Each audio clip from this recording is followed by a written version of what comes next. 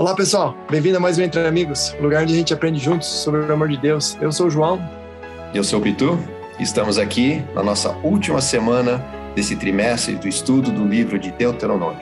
Um livro, como a gente falou, fantástico e que dá muita influência na Bíblia, muita influência no Novo Testamento, sempre o povo fazendo a analogia e referência ao livro de Deuteronômio. E essa última semana agora, a gente vai fazer uma visão meio que geral dos últimos dias de Moisés. Moisés, que foi o profeta, que foi o homem que escreveu o livro de Deuteronômio, junto com o Pentateuco, né, os 5 primeiros livros da Bíblia. E Moisés, como a gente sabe, foi aquele profeta que foi muito paciente com o povo de Israel, porque o povo de Israel, até hoje, né, como é a nossa vida, altos e baixos, imagina um povo de milhões de pessoas sempre reclamando, que a gente sabe, desde que saíram do Egito, reclamando, pedindo para ele por que nos tiraram do Egito, lá a gente tinha tanta comida, tinha água, tinha tudo, e eles eram escravos. E Moisés, com aquela paixão e aquela paciência, sempre ali para o povo. Mas a gente sabe que Moisés não foi um dos dois que entrou na terra de Canaã, né, João? E na verdade é aquela coisa, né, Peter? Ele já fala desde o começo que ele não ia entrar, mas a gente começa a ver o livro, a gente esquece dessa parte, né? Mas é um livro que começa de uma maneira triste, com ele já dizendo que Deus falou para ele que ele não ia entrar, né? E vai terminar hoje com a morte dele, né? E, quer dizer, por um lado você fala, pô, mas que coisa mais triste, né? Mas a gente tem que analisar Moisés e a responsabilidade que ele tinha, né? E não podemos deixar isso de lado, né? Aqui a gente está para enfrentar o texto bíblico e fazer o texto bíblico virar não só o que era para Jesus, mas para nós, né? Então a verdade é nua e crua. Ele não entrou na terra de Canaã. Não entrou. Né? E vamos tentar revisar por quê. Por que ele não entrou, né? A gente sabe que só 2 entraram, né? Que foi Josué e Caleb, que foram dignos e que merecedores de entrar na terra de Canaã.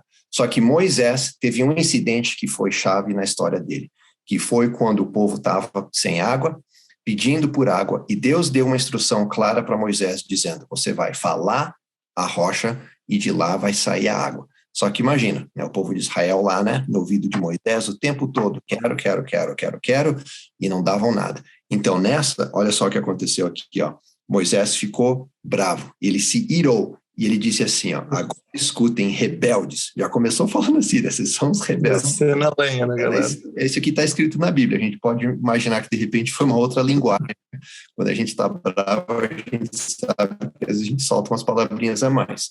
Mas depois ele falou o seguinte, será que teremos de fazer com que saia água desta rocha para vocês? E aí, em vez de falar para a rocha, ele foi e bateu não uma, mas 2 vezes. Para mim, o que chamou a atenção, que eu nunca tinha me reparado, que eu sempre ficava preso, né? Bateu na rocha, pô, por que foi um erro assim tão grande? Não seguiu ali, mas né? Olha aqui, não seguiu a instrução ali, né? Não seguiu uma instrução clara, bateu uma e 2 vezes, que foi mais ainda, né, do que uma só. Mas olha só o que diz aqui. Será que teremos de fazer com que saia água? Teremos. O que a gente pode concluir com que se teremos? Quem que somos nós? Quem que pode tirar a água da rocha? Só tem um, Deus. E quando Moisés fala, nós teremos, ele se incluiu igual a Deus, como se ele também tivesse poder, como se ele pudesse extrair água da rocha. Ou seja, ele se comparou com Deus, que é um pecado que a gente já sabe que quem foi o primeiro que teve esse pensamento lá no céu? É Lúcifer, né? E é um tipo de pecado que os líderes de hoje, muitos nós, a gente acaba sem querer fazendo da mesma forma, né? E na verdade, Vitor, se você for ver assim, a lição coloca de uma maneira bem forte, assim, que eu até fiquei espantado, mas diz aqui, ó, que Moisés usou a mesma prática de um mago egípcio. Ele se comportou como um mago egípcio, focalizando no poder da magia, em lugar de destacar que era Deus que estava fazendo aquilo. Ou seja, será que nós vamos ter que tirar a água da rocha? E vai lá e bate. Quer dizer, quase como que se essa batida na rocha fosse algo sobrenatural que ele estava fazendo. E nós sabemos que sem Jesus não podemos fazer nada, né? É o que fala na parábola quando Jesus fala em João 15, naquela ilustração da videira, né?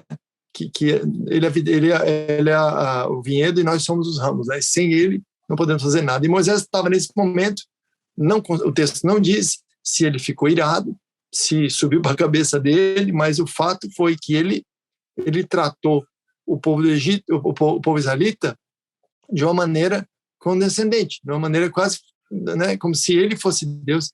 E isso é um negócio gravíssimo, né? Porque você veja bem, o que acontece até numa empresa quando um líder se torna um déspota, right? Se torna prepotente. Ou num país, por exemplo. Pega, por exemplo, a história da Alemanha, né? A Alemanha, depois da Primeira Guerra, devastada pela Primeira Guerra, completamente sem recurso financeiro, fragmentada politicamente, socialmente, aí aparece um cara que nem o Hitler, um orador totalmente poderoso, falando que vai resolver todos os problemas da Alemanha, que a Alemanha está sendo injustiçada, que a grande culpa da Alemanha é porque os judeus estão ali proliferando e estão tirando as oportunidades. Quer dizer, o que acontece? O Hitler se coloca praticamente como um salvador do povo alemão.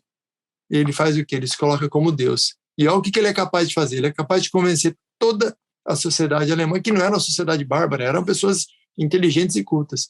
Ele consegue convencer toda a sociedade alemã, inclusive os cristãos, de que eles tinham que entrar numa guerra para exterminar os judeus. E acabaram matando milhões e milhões de judeus. Então, olha o que acontece quando a pessoa se coloca no lugar de Deus. Agora, no caso de Moisés, é ainda pior, porque Hitler não era um líder religioso. Agora, Moisés era um líder religioso. Ele estava sendo chamado para as pessoas, para dirigir o pessoal de Israel a evitar a idolatria. E o que ele estava fazendo era a idolatria. Então, para mim, isso dessa lição foi um negócio fantástico, porque eu nunca vi isso por esse prisma, né? Exatamente, eu também não. Então, agora imagina, Moisés sabe do que ele fez, porque Deus fala para ele, você não vai entrar na terra de Canaã. Inclusive, levou Moisés para um monte, para ele poder ver o que ele não teria. E nesse monte, né, a gente sabe que se você for hoje no monte, talvez você não tenha a mesma distância de visão como está escrito no Deuteronômio. Então, a gente pode acreditar que Deus não mostrou o visualmente, mostrou como se fosse uma visão. E que vai entrar a terra de Canaã, e até de repente o que poderia o povo teria feito, né? Porque não é só ali, aqui a terra é bonita. Se aqui, quando ele levou, Moisés já sabia, tanto que não era para nenhum outro homem com Moisés no monte, porque é ali onde ele ia falecer. E Deuteronômio fala que ninguém sabe onde ele foi sepultado até hoje, é um mistério, ninguém sabe. Então, no livro de Deuteronômio, a gente sabe que foi ali que Moisés descansou, onde ele faleceu. Então, pode ter sido Deus que tirou a vida de Moisés, a gente não sabe, mas a gente sabe que o livro de Deuteronômio termina dessa forma. Só que na Bíblia, nos outros livros, no Novo Testamento, a gente sabe que Moisés ressuscitou. O livro de Deuteronômio fala isso, mas a gente tem referência, né? Quando Jesus fala que quando ele estava lá no monte, esqueci o nome, né? Antes da transfiguração, falou com Elias, que sabemos que foi Elias e Enoque, e Moisés, os três que já estão no céu. Só que Moisés foi o primeiro a morrer, descansar, fechar os olhos, a gente não sabe por quanto tempo, e para ele não foi tempo nenhum, que é igual para nós. Se o dia que a gente morrer e a gente for para o céu, o dia que a gente fechar o olho, abrir, vai estar na segunda vida. Ou, porque não é crente, vai ser para, né, enfrentar os seus pecados lá. Mas para Moisés, ele foi o primeiro homem a morrer e a ser ressuscitado, e depois ele foi trasladado. Você vê que para nós é um exemplo de como a gente tem que enfrentar a nossa vida, né? Porque Moisés morreu sem saber, entendeu? Se ele ia ressuscitar. Deus não fala, o texto não fala. Ele estava ali à beira da Canaã terrestre, e Deus mostrou para ele, você não vai entrar.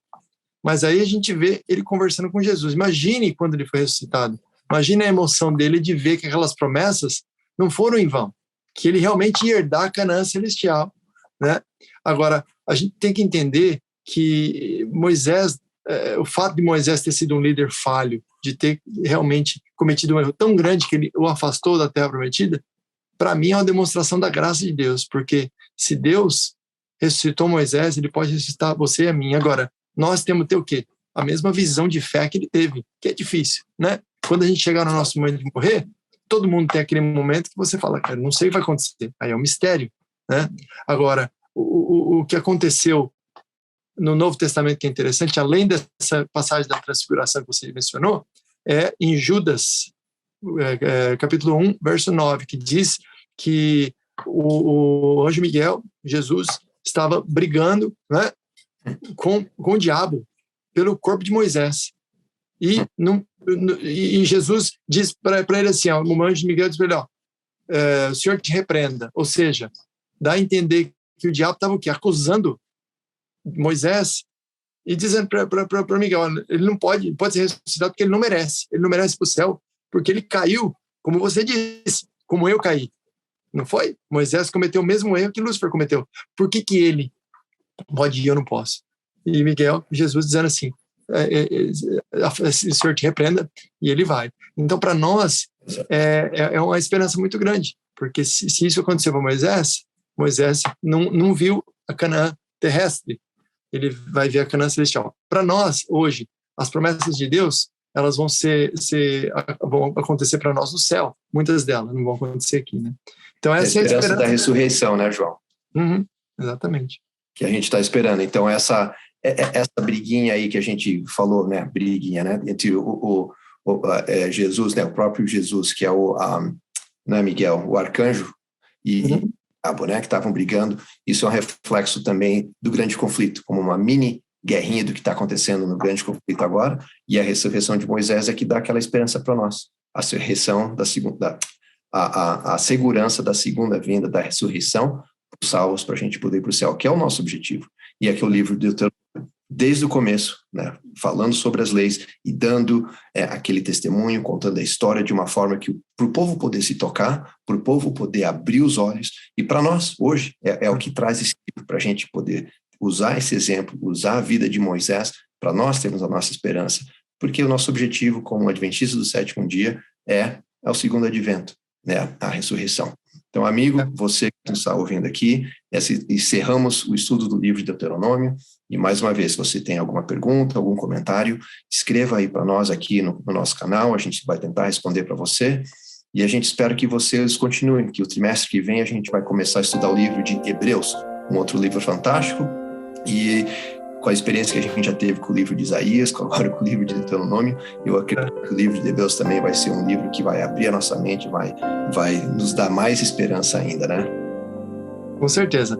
Eu acho que a gente aprendendo a experiência dos personagens bíblicos, a gente pode enriquecer a nossa vida, né? E a nossa oração é que o livro de Deuteronômio seja, para mim, para você, para vocês ouvintes, um livro vivo, como foi para Jesus, para os apóstolos, eles citavam esse livro, eles viviam esse livro, que isso possa ser para nós, né? Agora, uma lembrança que para a gente encerrar é o seguinte: Moisés, ele escreveu as leis, ele falou das leis morais, das leis de saúde, ele seguiu todas a risca.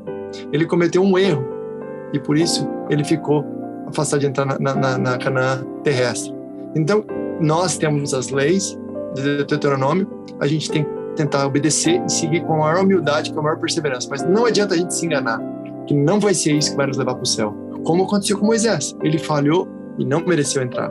Então, para nós é o quê? A gente tem que seguir, porque é o caminho da vida, a gente tem que escolher a vida, mas a gente vai cair,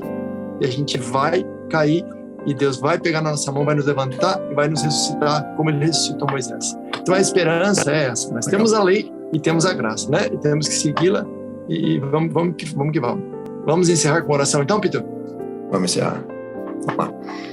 Deus Pai, muito obrigado por este estudo, muito obrigado por este trimestre, pelo livro de Deuteronômio, por todo o exemplo que nós temos pela vida de Moisés e para nos dar a esperança da ressurreição. Esteja com cada amigo, com cada ouvinte, que a gente possa ter uma boa semana e que a gente possa continuar nessa esperança hoje e sempre. Amém.